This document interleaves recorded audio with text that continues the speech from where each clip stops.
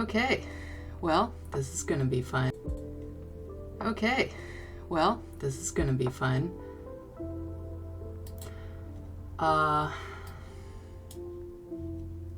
Where should we begin?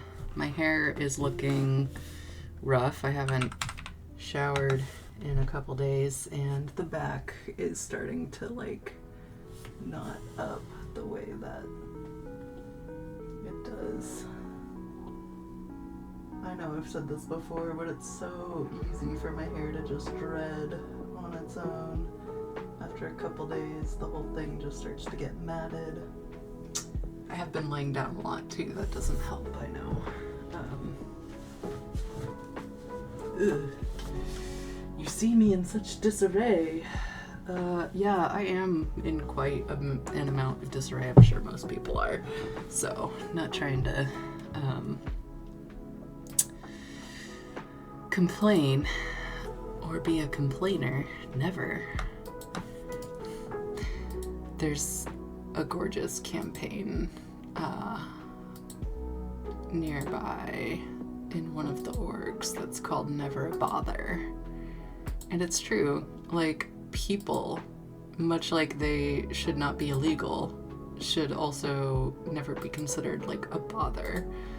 But alas, the type of world we live in does not. Oh no.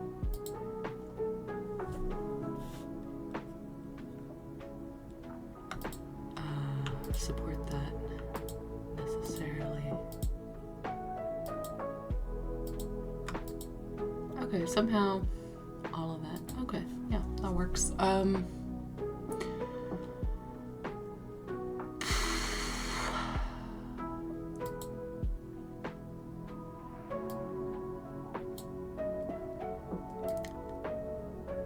It's been a pretty intense couple days.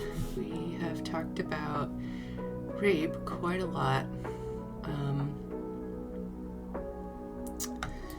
And generational trauma and such. Oops. Yeah, just add the new ones. It's a whole time.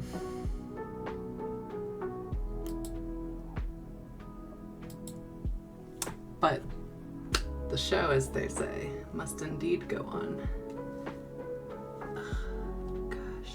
I have been in the position, which shouldn't be something to complain about, really, but people always assume I'm at least part black because of the hair, that one drop rule, and it's always kind of awkward because when they assume it, I get all the positive, things, the cultural cred, you could say, and I'm literally just not, that I know of, and I really don't think it should matter, and so it's really awkward to be actually, please revoke that cultural cred you just applied to me, because first of all, it's kind of gross that I only get the positives and none of the genuinely awful negatives. Thanks, white skin. But also, ick. It's just huge ick in that kind of treatment. I once had a woman, when I worked at Starbucks, insist on knowing my ancestry. She was really insistent and very entitled too. She wanted to know who my parents were. She was a white lady, yeah. So my solidarity for Black experience is really sort of rooted in my hair, literally, and I can't take care of my hair well if that empathy is slacking or lagging, or I find it much more difficult to do. That's not to say that every time my hair gets matted it's because I'm struggling with anti-racism, although it's kind of true.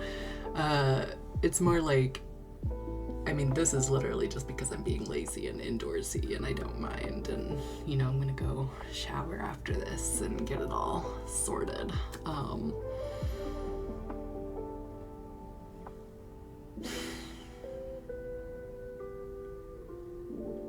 But I have a lot of empathy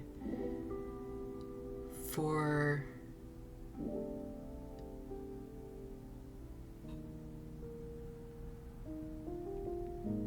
anyone with this hair, growing up having people drag at it, try to comb it, try to straighten it, try to force it into behaving,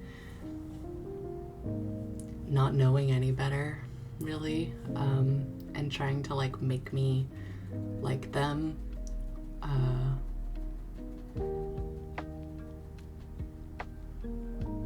trying to make my curls more white girl curly, straightening it and then recurling it.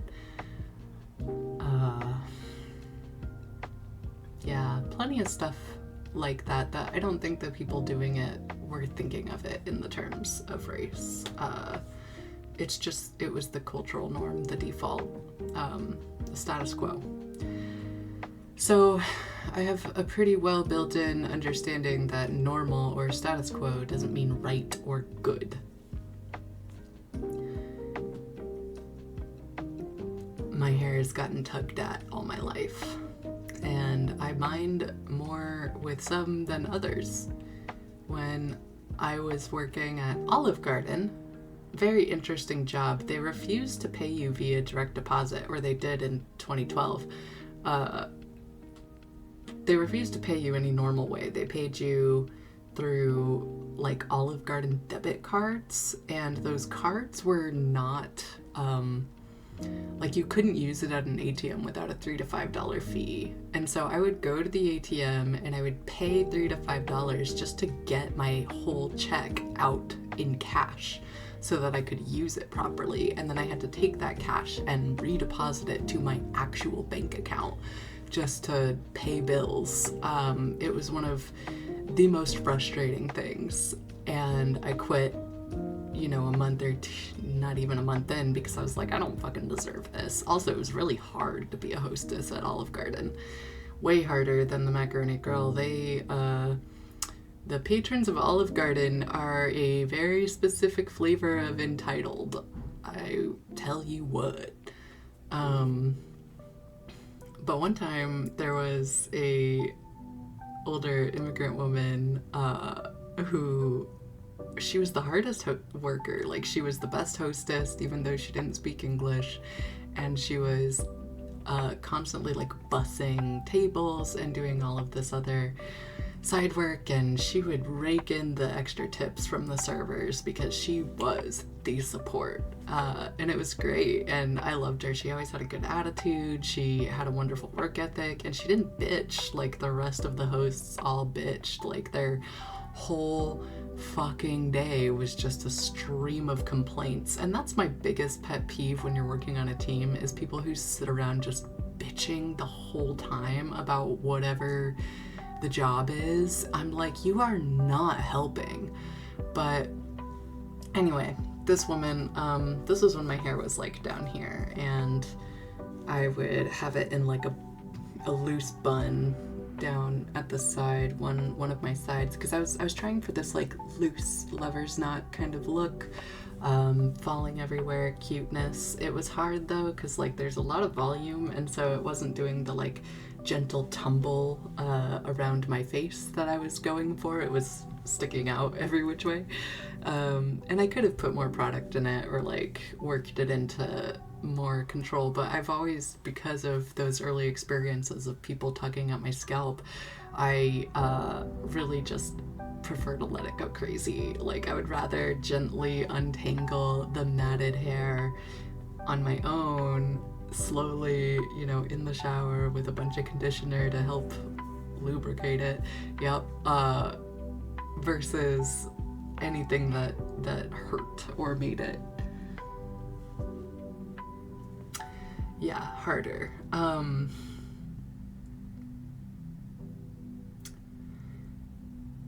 But yeah, this other hostess lady, she was fascinated by my hair. She loved it. And one day she grabbed my bun and yanked on it, like expecting it to come off, I think. And in her limited English, she's like, is real? And I was like, yeah, yeah, it's real. And of course I didn't mind that. She was curious, she was interested. She probably shouldn't have been so grabby, but she was really used to people just not understanding her. I think it's actually really easy to understand people and what they're trying to convey. Body language, again, with that constant undertone of psychic connection that I mentioned. So it really takes effort to block people out or to make them unheard. And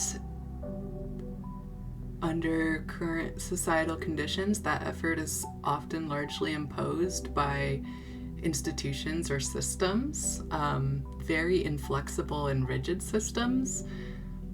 But it's helped along by people who default to those norms and by people who find it more convenient to simply not hear or notice others, so they don't.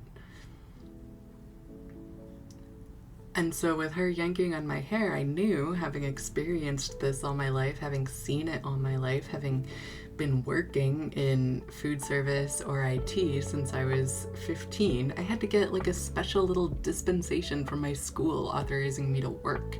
Like, I have been in the field. So I know relatively my own level of privilege, but I also know how much those with the privilege to not hear things simply don't.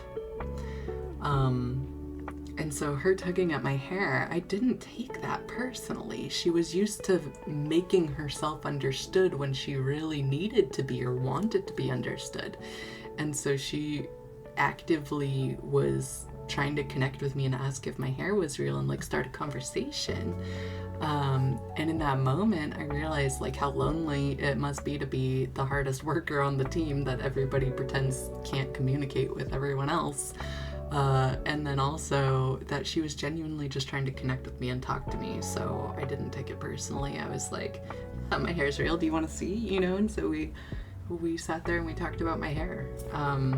And it was like a week later that I quit because, oh my God, I could not handle that type of bullshit.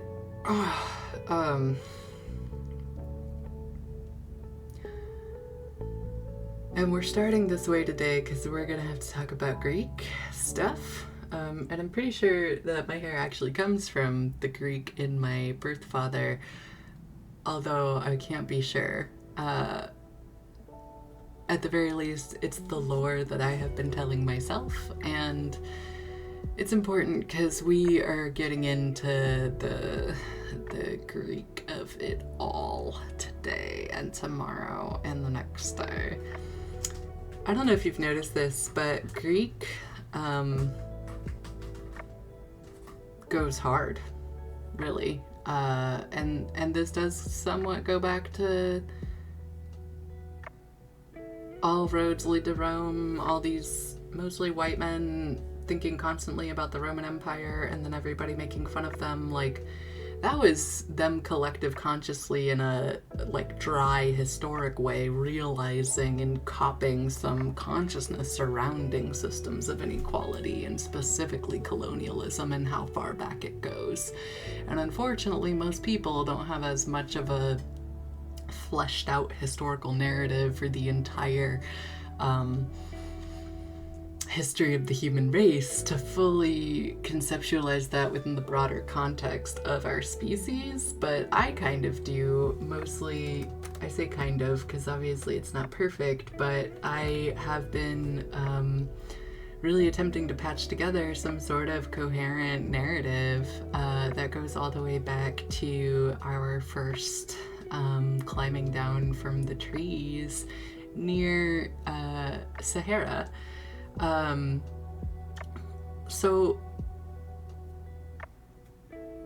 a lot of that information is very recent, and I'm certainly not an expert. I'm just, again, patchwork quilting this in a way that is hopefully useful. And yeah, I'm using women's crafts to do it. My understanding of quilting is pretty limited. but I do understand crochet, and that's all about chain, chain, chain. So we can kind of get there. That song is just how my librarian taught me how to crochet. She was like, and then you're gonna chain 3 and turn the row. And so she sang that little song, and that's how I know how to crochet. That's it. That's the whole story. I don't even know what that song is really from. I probably just referenced and pulled a bunch of Attitude Networks I don't understand, so sorry about that. But we do got to talk about the Greek, and I know that I brought up Euclidean geometry the other day in reference to quantum psychology, because understanding space from a geometric perspective is a really important part of understanding and believing in quantum psychology. And to understand further that structures at that level, in that realm, don't have to follow the same rules as structures in the physical world, and it follows different rules, so there still are rules, but they're more dynamic. And so having an understanding, a truly, really baseline understanding of the different fields of mathematics is actually really, really useful for any kind of quantum psychology work. And you don't have to become an expert on calculus, geometry, algebra, statistics, physics, or any of these mathematical fields, but you do have to have you don't have to. I would actually argue that you already have a basic understanding in all of those fields. You're just not capable of articulating it or realizing that you do have that understanding. It's kind of like how dogs, I'm going to use dogs. It's kind of like how dogs have a very intuitive grasp of physics, that they can always catch the frisbee straight out of the air, that kind of overdeveloped understanding of time, distance, and movement, speed. In that same way, humans have a intuitive, basic understanding of all fields of math, in the sense that even if you can't articulate it to yourself, you still understand how to move through the world, and the world can be fully described in math. It's one of the reasons that it's a universal language. It's one of the bridges that we have used historically to bridge divides between cultures, and it will continue to get used in that way, even if it means talking to aliens through math. That's why you saw in the movie Contact, or the book, that our first contact moment was communicated in forms of math. And that is actually where we're going to start out. We are going to get into the Greek of it all, but we are going to read and interpret the cosmological argument by Carl Sagan, because, oh my god, he postulated in the book Contact that math in general, but numbers specifically, are potential, maybe, codes put into the system of our reality, call it a simulation if you want, in such a way as to signal to us that there is a, if not higher purpose or higher power, some larger design that we are incapable currently of noticing or seeing. And that was very interesting, because he worked in a theoretical way to proof it out a little bit with pi, the Fibonacci sequence, sort of, but these were his examples in the ongoing story of mathematics. These particularly beautiful numbers that we see replicated across other ways are little indicators of a larger scheme that we can't see. And this is something that Plato talks about in The Cave, the allegory of the cave. If you're not familiar with that, it's essentially saying that if you, the observer, the empirical observer, are sitting in a cave and you're seeing shadows cast on the wall and thinking that those shadows are reality, you would never know that behind you there is both a light source and an object which is casting the shadow. I might be oversimplifying that, but it's essentially saying that you can't necessarily trust your interpretation of your sensory input automatically or autonomically. It needs to be filtered through some sort of I don't want to say decision rule schema, but some sort of logical internal structure that you have built or created an understanding of in the world. Yeah, I am kind of running with the allegory of the cave and turning it into my own thing. You're right. But these ideas that there is something beyond, something in the metaphysical realm, are not new. And Greek philosophy at the time is... We're gonna travel back in time a little bit.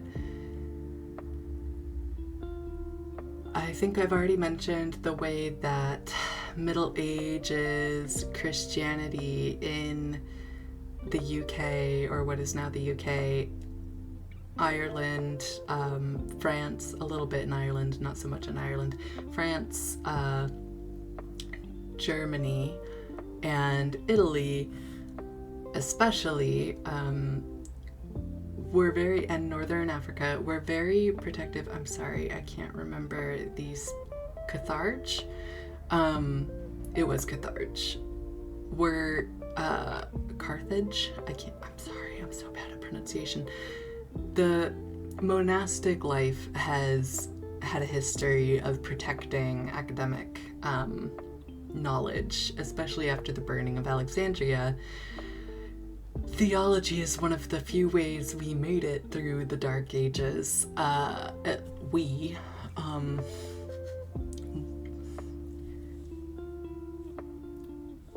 White Western thinkers. See how hard it is to apply today's labels to yesterday's peoples.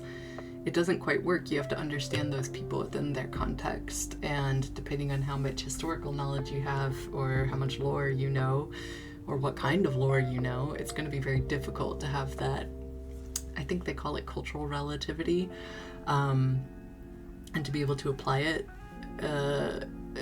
contextually. And I'm not doing the best job. I'm just trying to weave this story together in a way that's kind of coherent to everybody. But before the Romans, when it was Greece, this work of natural philosophy is the origins of modern day science, in the same way that their political means of organizing themselves in this federated city-state, a collective of somewhat sovereign countries that agreed to have a larger national identity in order to rebuff Persia mostly, and Hannibal, I think, but Hannibal was different time. Different outside threats. And so that is largely what American government is based on. So it's very important knowledge and content, and it is heavily guarded. Greek knowledge in general is, from a psychic perspective, is genuinely kind of difficult to access. I am lucky that I have friends who, with full sincerity, worship the Greek pantheon as pagans, because it would be much harder for me to access my specific special interest area of Greek philosophy, natural philosophy, which is ultimately governance, because because I was a kid that took it very seriously when they said life, liberty, and the pursuit of happiness, and gave me the whole spiel for the American governmental system. And I was right there with everybody when we were being rudely awakened to the level of injustice that most of our people, or the people who live in land that is subject to American law, whether or not they are official citizens or not, legal citizens. I'm putting quotes on it because I think if you live in the land and you're subject to its laws, then you're a citizen. It's insane to me to subject people to law without giving them that right. And that is the Greek in me. That is the part of me that read Aristotle's Credo and fell in love with Socrates and said, wow, I want to be that guy. Like, I literally just want to be that guy that stands on the street corner and asks people questions and uses Socratic method to improve society, because that's what he did. He essentially took issue with the modern day learning model, as I also have with the American public education system, obviously. He took issue with that learning model and said, I believe that the people are more than capable of much more than we are giving them credit for, and that our society would benefit from the least among us being raised up.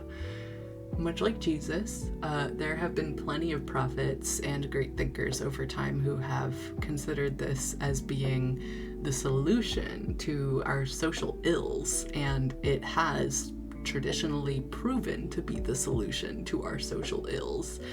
So we have to start wondering if there's like an outside force actively attempting to restrain us in some way.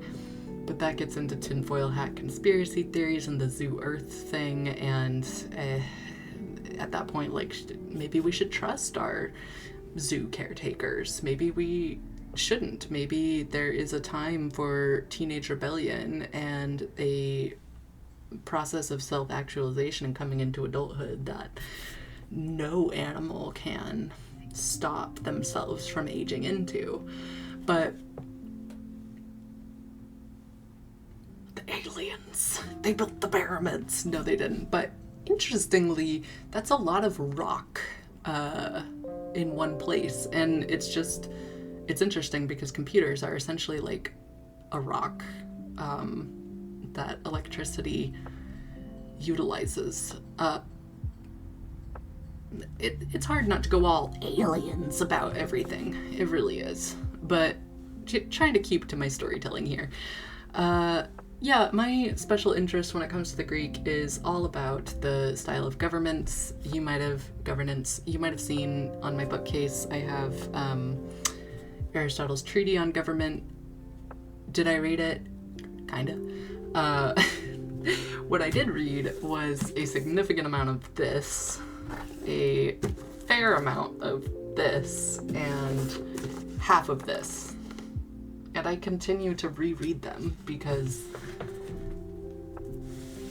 books, really great way to remember stuff. I also lied to you again recently when I said I remembered everything that I ever see. That's not really true. I don't have a photographic memory, I think. And it doesn't really work that way because that would be way too much information to have just like hanging out in my head. It's more like I'm a good researcher and I remember the paths that helped me get to the information the first time. And so as long as the constellation is still present somewhere in the world or in my mind, I can retrace my steps and recall the info. And I think that all humans are perfectly capable of that. Most of them just have too much like trash and other completely unnecessary information that they store in their heads because they are afraid and they think it's important and they're holding on to it because they might need it someday in the same way that hoarder parents do. I don't actually know a whole lot about hoarding. In like a broad enough way, so sorry to say it that way, because maybe it's not the whole we might need it someday sort of thing. But it's super normal. Like, it's just everybody does that, and everybody definitely does it with their psychic space or their cognitive space. And I can say psychic space with complete sincerity, not thinking of like crystal ball psychics, but thinking of ancient Greece and the difference between the psyche and the soma, or the body and the mind. And then my more recent education here in California really drove home in a logical fashion with a great deal of empirical evidence that my brain is an organ, and despite how black box it feels, due to the fact that there's not really like nerve endings inside of your brain in the same way that there's sensory nerve endings in other places, like your epidermis, so you can't like feel your brain, which confuses your system. So like it's like a black hole, kind of, not really a black hole, but it sort of goes back to that really intelligent thing I said that one time that I was literally just quoting, so it wasn't even me that said it. But how do you see a bird on a moonless night as it flies through the sky? You have to look for the places where it's blotting out the stars. So you're searching for the outline of a flying creature in motion as it's moving through the sky, and what you're looking for is the absence of light rather than the light, right? And that is a hard thing for folks. It really helps if you get into art and you teach yourself some basic, really basic like sketching rules, because that's all about looking for the light and where light lands, and also where it doesn't land. I feel like I expanded my understanding of this quite a bit by doing a lot of pyrography shading. So in whatever way you want to work on that, there are plenty of avenues. And this goes back to my love for Euclid's first proposition, where I had that epiphany of like, there are many ways to come at the same truth, and they're all valid ways. The thing that tells you it's invalid and not acceptable is your system, usually, or the preferred method of learning that your system suggests or imposes. So there are many ways to the same truth, and really confidence is an important aspect of that. Like, being confident that your methodology is sound for you is fine. You see examples of yogis or other meditative or experimental drug users who have come to some really interesting, profound, turns out to be accurate and scientifically verifiable via empirical methodology, truths, and they continue to be true, whether or not, whatever method we use to get there. And again, humans love consensus. So it's this ancient Greek style in a larger way of coming into the Colosseum and everyone having their moment to speak and to talk and to say their piece, and then collectively coming to consensus on what to do or what the truth is. That is just human. It's not just Greek. It is a survival mechanism from our hunter-gatherer days. It's just a means of understanding the world. Like, we need it to be verifiable with each other. And if it's not, then it doesn't track. It can't be used by us. And we love utility. We like it when things work. We like it when things can be used. And generally we like progress. We like technological advancement. We love to understand the world better. And when we don't, it's usually out of fear. So when we talk about Copernicus being like, hey, wait, guys, I think maybe the Earth goes around the sun rather than the other way around. And everybody being like, no, fuck you, Copernicus, absolutely not. And then Galileo coming in and being like, actually, I think he was right. And everybody being like, yo, Galileo, you're excommunicated, buddy. Church does not agree with that. There is a very long history of people in power deciding that they like power so much that the elevation and the evolution of the species gets held back because information gets suppressed and knowledge gets suppressed, learning gets suppressed, and education gets heavily controlled. So I have been a very anti-authoritarian kid my whole life, mostly due to personal issues that really have nothing to do with authority, and more just like always wanting this like freedom from being controlled and feeling constantly controlled, even by people who really have my best interest at heart. I have been a combative, aggressive, anti-authoritarian person my whole life, and I have been attempting to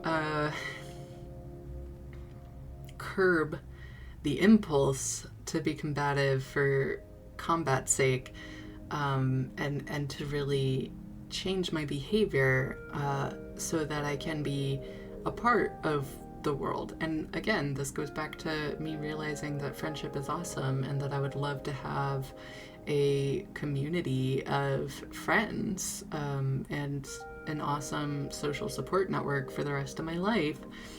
When I was quite young, it was my girlfriends, it was the movie 13 with Britney Spears, but way less bad girl activity. Bad girl activity. Britney, you are the best girl. I'm so sorry for what they did to you.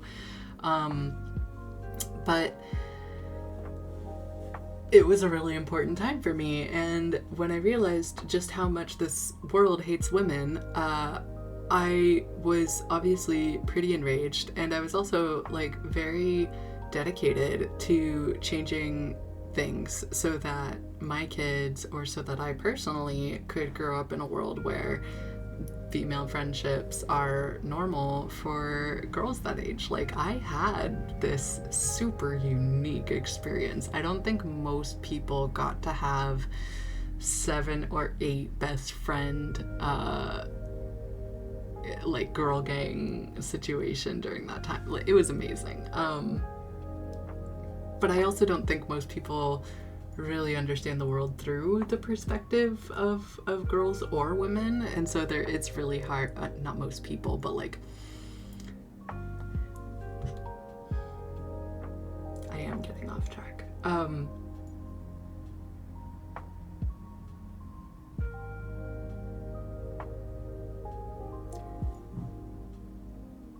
It has been difficult for me to merge this love of ancient Greece and what I have gotten out of the governmental structure and the natural philosophy that I've read, and the history of Western philosophy in general that I have worked really hard to both unearth and internalize the parts that I thought were incredibly meaningful or valuable. And a part of that process has been the exploration of theology from an academic perspective, but also in a spiritual way, because again, with the good faith argument, you can't adopt philosophy, you can't adopt ideology without coming in good faith. And since I was on a hunt to find ideology and philosophy that would help me interpret the world in a way that I felt was best for the world, for my world, for the world I want to see, it was a lot of work, and it did involve theology in a huge amount. So I have a fair amount of oh, cute. That's just lovely. What is this? The Ethics of Belief. I had great teachers. I was actually really frustrated with this teacher because I'm pretty sure he offered me to not fail me in exchange for like a sexual favor.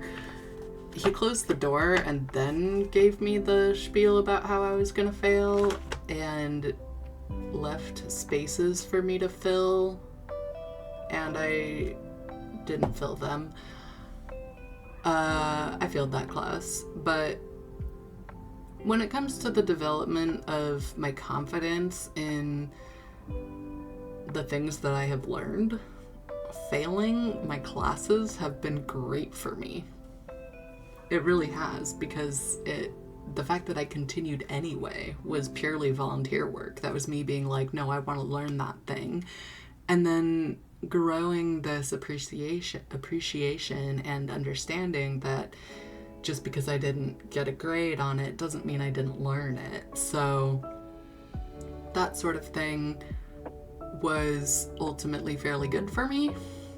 But again, I have plenty of critiques on the American education system, and I'm fairly confident it's not just America that is suffering from this kind of thing.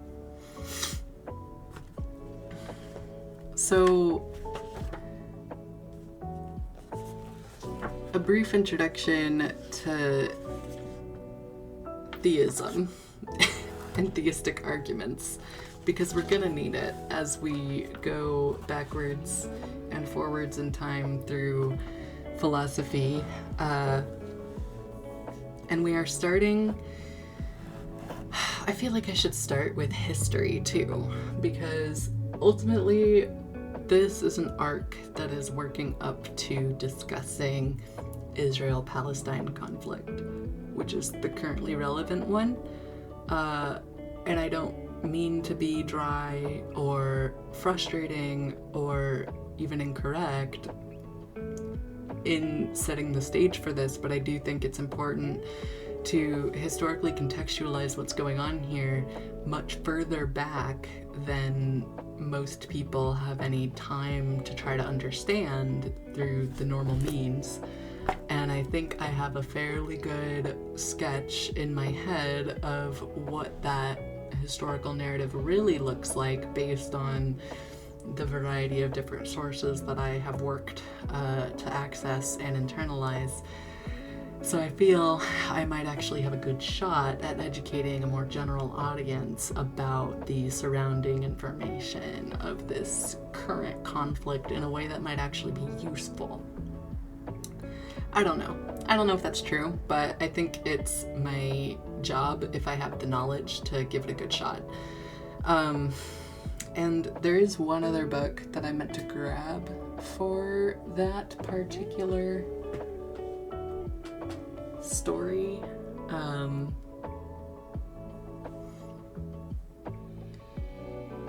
But if I lose the thread now, I will struggle to retake it.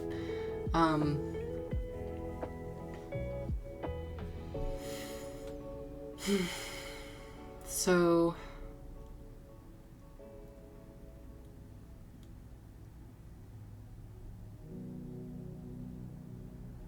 this goes back to the difference between Istanbul and Constantinople, and it goes back further than that.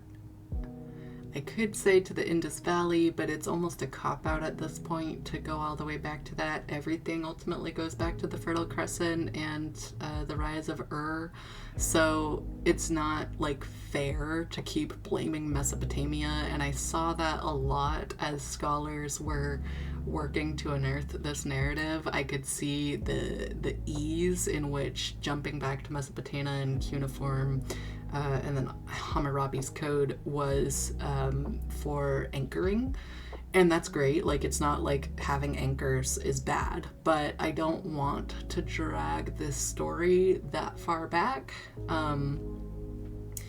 I do want to keep us in the present ultimately, and rapidly updating people's confidence in their own ability to critically think about these topics. And usually the reason people get washed away in the tsunami of media that occurs around big events like this is because they don't have anchors of historical narrative that they have enough confidence in to feel certain in the things that they know.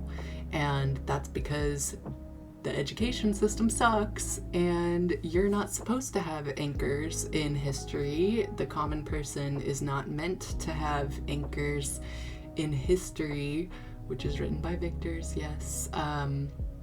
We know this through reading Homer, right? And Herodotus, and some of the first historian attempting to, in an archaeological way, identify primary sources and patch together the story of Greece, which was almost entirely obliterated by the violent occupation, appropriation, and ultimately absorption of Rome.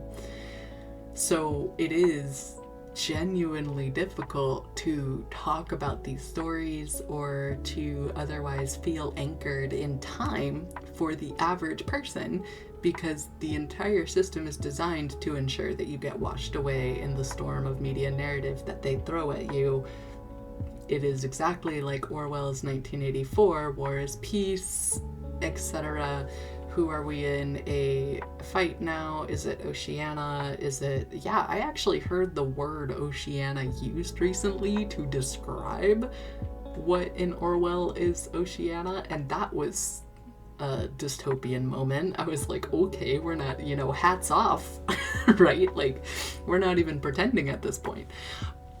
But I think they are once again showing their hand. I think that the people, the common people, anyone who is accustomed to being subject to oppression is also very good at being sneaky, because getting anything around oppressive regimes requires a certain amount of craftiness. So silence from the people is starting to sound kind of ominous in a way that I deeply approve of. I feel that there is so much more happening under the surface than anyone working on behalf of these oppressive systems has any ability to even ken or understand, due to the fact that they are completely viewing the world through the lens of these oppressive systems. And if you build yourself internal structures that have nothing to do with those lenses, you are already far and beyond capable of standing in opposition to that structure. And most people do build themselves internal structures that have nothing to do with oppressive systems, because otherwise they wouldn't survive. The system wants them exploited or dead. Dead inside but still laboring, or dead. That's it. That's your usefulness to an unfeeling system that lives on the energy of our bodies.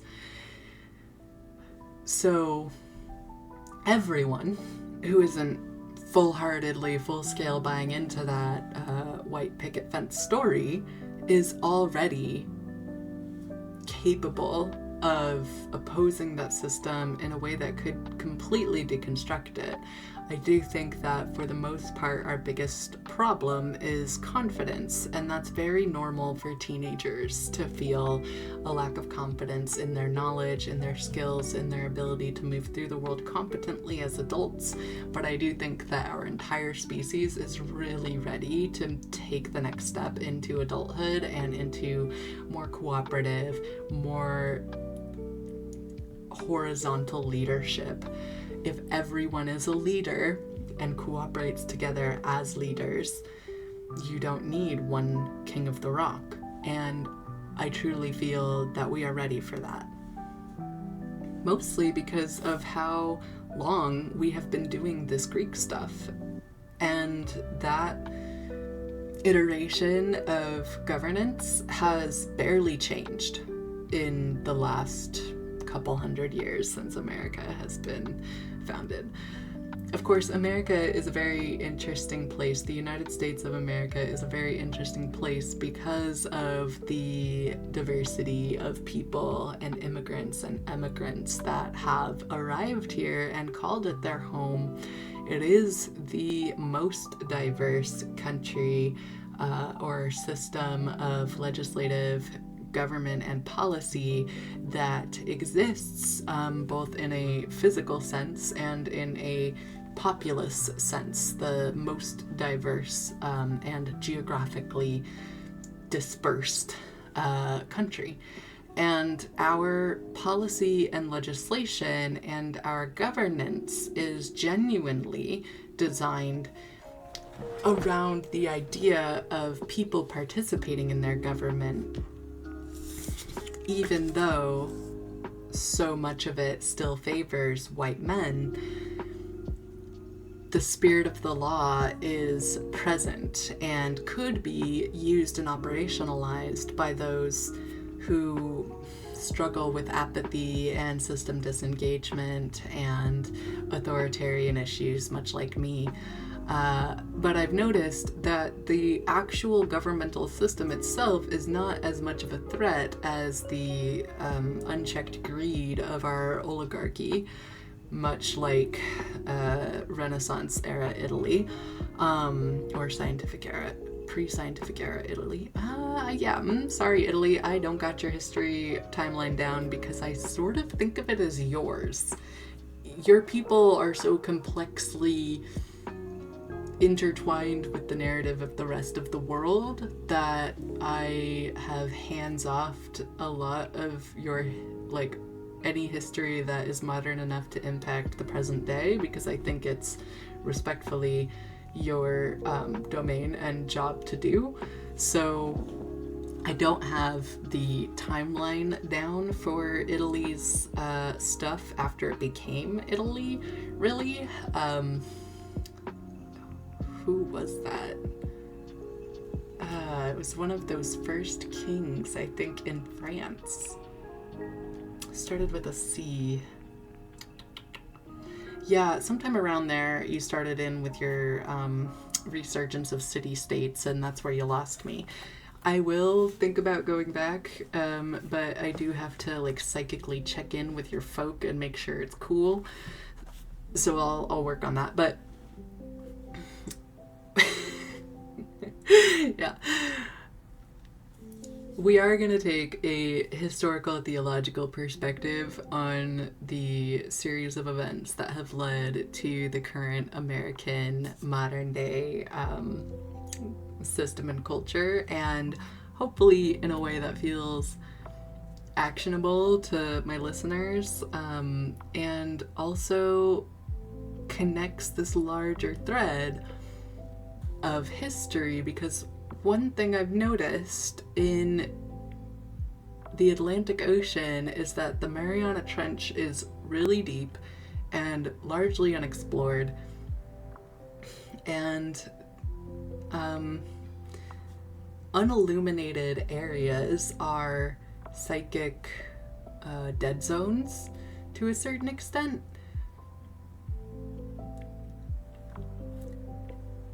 And they can be manipulated. So one of the ways that that dead zone is distorting our perceptions of this historical narrative is, in the present day, is this idea of American imperialism being the biggest problem. And I don't think most people have a good conceptualization of where the UK fits into all of this. And that is a problem, because it is the British Empire, along with the East India Trading Company, and it's the British Navy that colonized the rest of the world through both religion and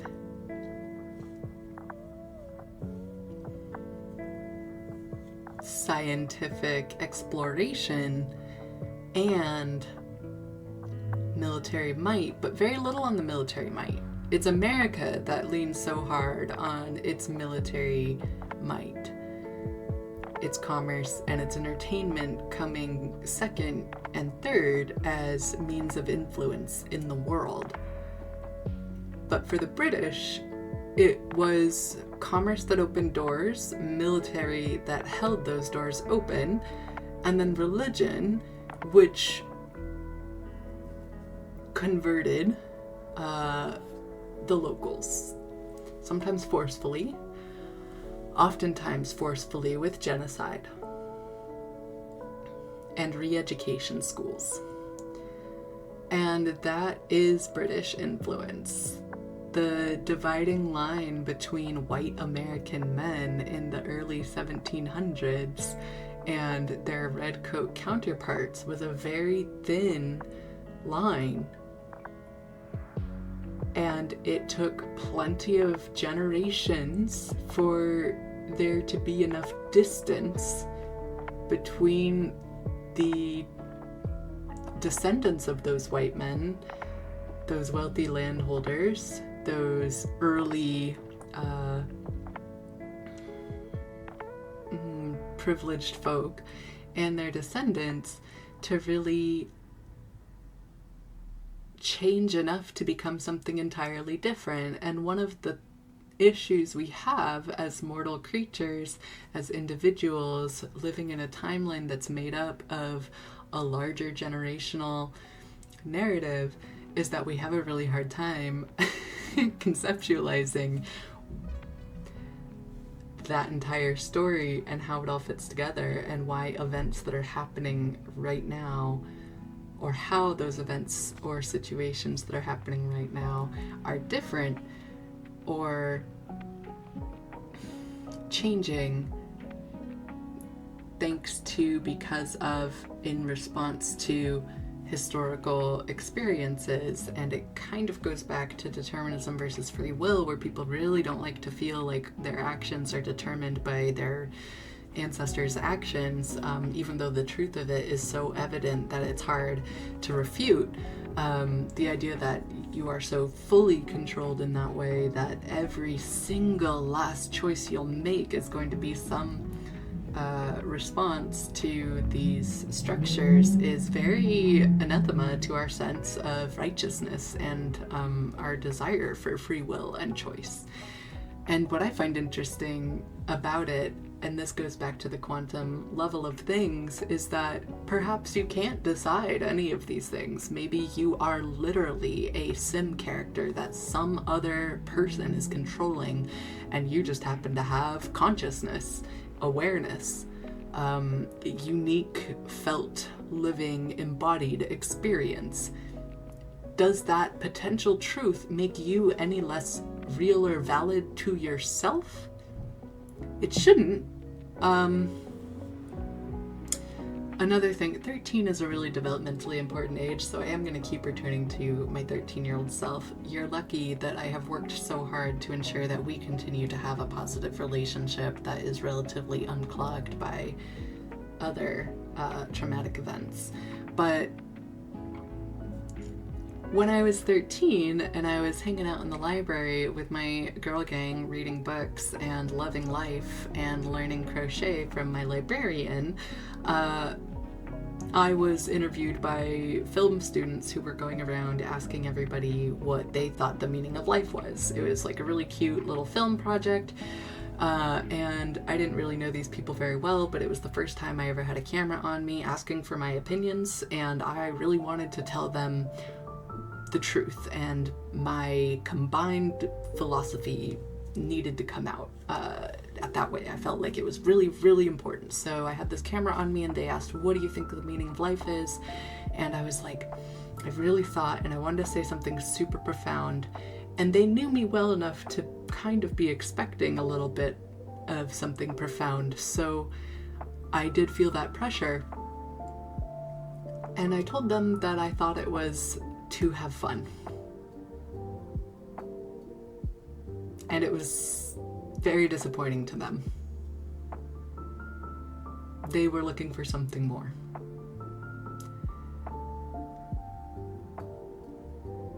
And I have remembered that my whole life. I've thought back to that moment so much. What was my official stance on the meaning of life? Well, it's to have fun. And I've never retracted that to myself. There is so much we don't know about why we're here and what's going on. And it's so hard to have fun. It really is. There's a reason all these adults are yearningly looking at childhood and regretting the transient nature of all time. right? There's a reason that yearning for simpler times exists in the first place in our species. There's a reason that this love of joy, this treasuring of joy continues to occur even in some of the darkest places. We love play and we love fun, and we understand very deeply that it is precious and fleeting. And I refuse to take that back. And the older I got, the more sophisticated I became about what fun looks like for me and what my job is in encouraging fun for others. But nonetheless, I do think that that is a great meaning of life. Fun, joy, love, play, it all comes together. And everything I've learned from a scientific, empirical, natural philosophy sort of angle has reinforced that belief. Play is one of the best ways to learn anything. It's one reason I thought that the Let's Play movement in gaming was so powerful and cool. It's why I think that it is genuinely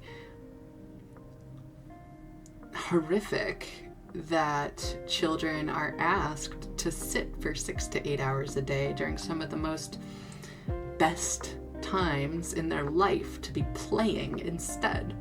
Play is so important, and I have, again, I take everything very seriously, but I have spent a long time in the public education system, most of my life, 30-ish years, and throughout that time, I have constantly asked myself, is it better for people to just homeschool at this point? Like, would it be easier, like better for our society from, again, a Socratic perspective, if everyone just yanked their kids out of this atrocious public education system, and then all the teachers just, I don't know, jumped online and started giving away their knowledge for free, and we all just quit with this and made it possible to elevate our society ourselves? Because, like, at this point, God, I really feel like that's the case. But of course, you have that argument of uniformity, right? And it is a fairly good argument in a general sense for the wellness of a society, for all of its young to be educated in relatively the same way. Not only that, but education provides opportunities for socialization, which is deeply important in creating that rich tapestry, that beautiful fabric of interpersonal social relating that we genuinely rely on throughout our lives. So, as much as I have thought that it might be easier to simply homeschool my kids, I can't stop thinking about how important that shared public education experience is for all of us. And so I've crafted mentally like a regime of enrichment activities instead, because of course I did. But or we could just fix the public education system and make it play-oriented. Like, play is the best way to learn things. And good teachers already do this. They are spending their own time, their own money, their own clever capacity to get around systems that only want rote memorization and regurgitated knowledge in order to truly enrich the lives of their charges.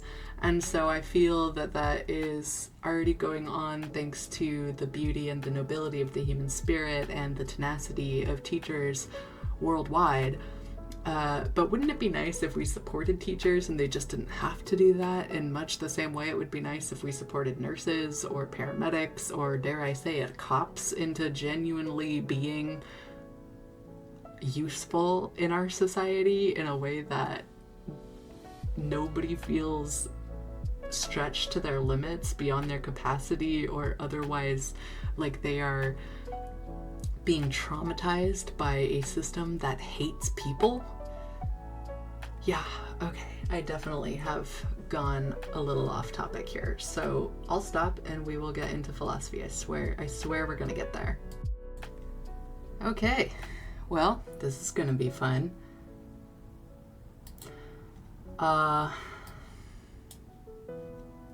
Where should we begin? My hair is looking rough. I haven't showered in a couple days, and the back is starting to like knot up the way that it does. I know I've said this before, but it's so easy for my hair to just dread on its own. After a couple days, the whole thing just starts to get matted. I have been laying down a lot too. That doesn't help, I know. You see me in such disarray. Yeah, I am in quite an amount of disarray. I'm sure most people are. So, not trying to complain or be a complainer. Never. There's a gorgeous campaign nearby in one of the orgs that's called Never Bother. And it's true, like, people, much like they should not be illegal, should also never be considered like a bother. But alas, the type of world we live in does not. Oh no.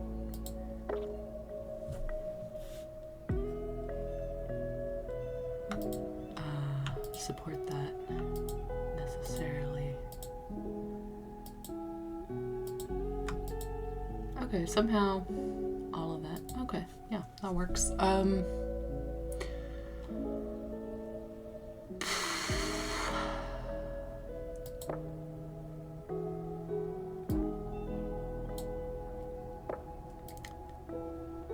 It's been a pretty intense couple days. We have talked about rape quite a lot. And generational trauma and such. Oops. Yeah, just add the new ones. It's a whole time.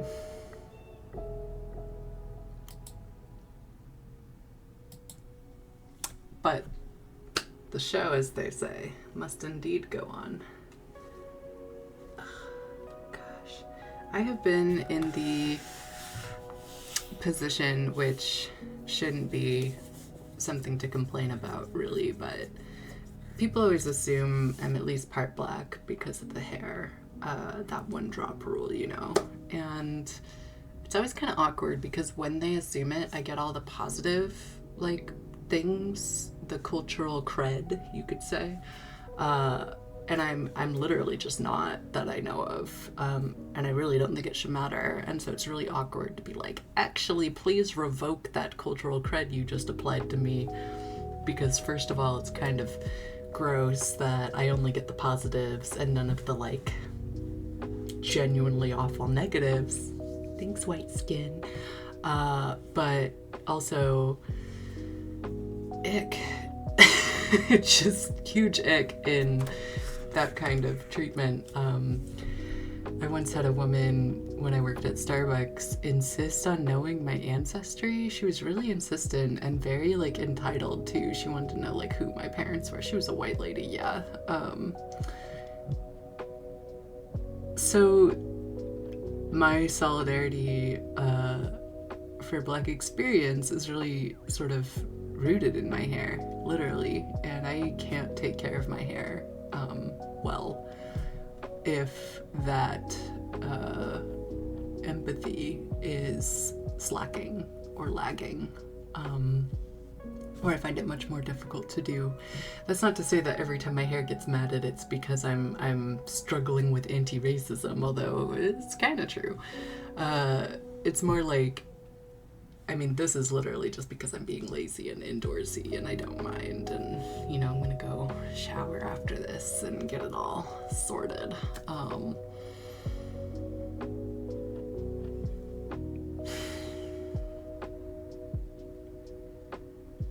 but I have a lot of empathy for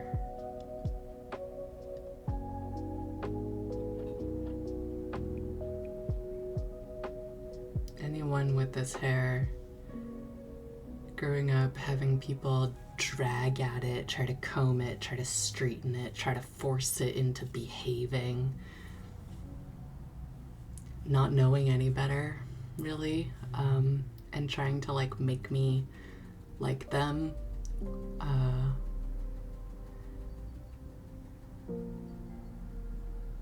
Trying to make my curls more white girl curly, straightening it and then recurling it. Yeah, plenty of stuff like that I don't think that people doing it were thinking of it in the terms of race. It was the cultural norm, the default, the status quo. So I have a pretty well built-in understanding that normal or status quo doesn't mean right or good. My hair has gotten tugged at all my life, and I mind more with some than others. When I was working at Olive Garden, very interesting job, they refused to pay you via direct deposit, or they did in 2012. They refused to pay you any normal way. They paid you through like Olive Garden debit cards, and those cards were not like you couldn't use it at an ATM without a $3 to $5 fee. And so I would go to the ATM and I would pay $3 to $5 just to get my whole check out in cash so that I could use it properly. And then I had to take that cash and redeposit it to my actual bank account just to pay bills. It was one of the most frustrating things. And I quit, a month or two, not even a month in, because I was like, I don't fucking deserve this. Also, it was really hard to be a hostess at Olive Garden. Way harder than the Macaroni Grill. The patrons of Olive Garden are a very specific flavor of entitled. I tell you what. But one time there was a older immigrant woman who she was the hardest worker. Like, she was the best hostess, even though she didn't speak English, and she was constantly like bussing tables and doing all of this other side work, and she would rake in the extra tips from the servers because she was the support. And it was great, and I loved her. She always had a good attitude, she had a wonderful work ethic, and she didn't bitch like the rest of the hosts all bitched. Like, their whole fucking day was just a stream of complaints. And that's my biggest pet peeve when you're working on a team, is people who sit around just bitching the whole time about whatever the job is. I'm like, you are not helping.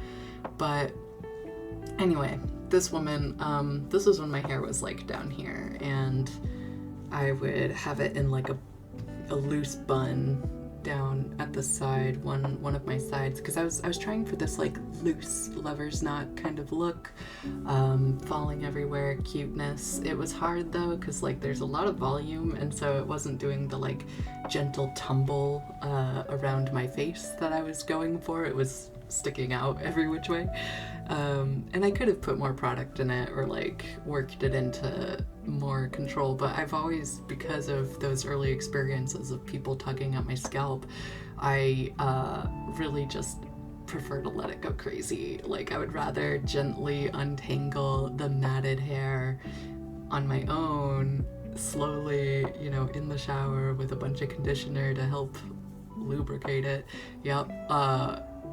Versus anything that hurt or made it, harder.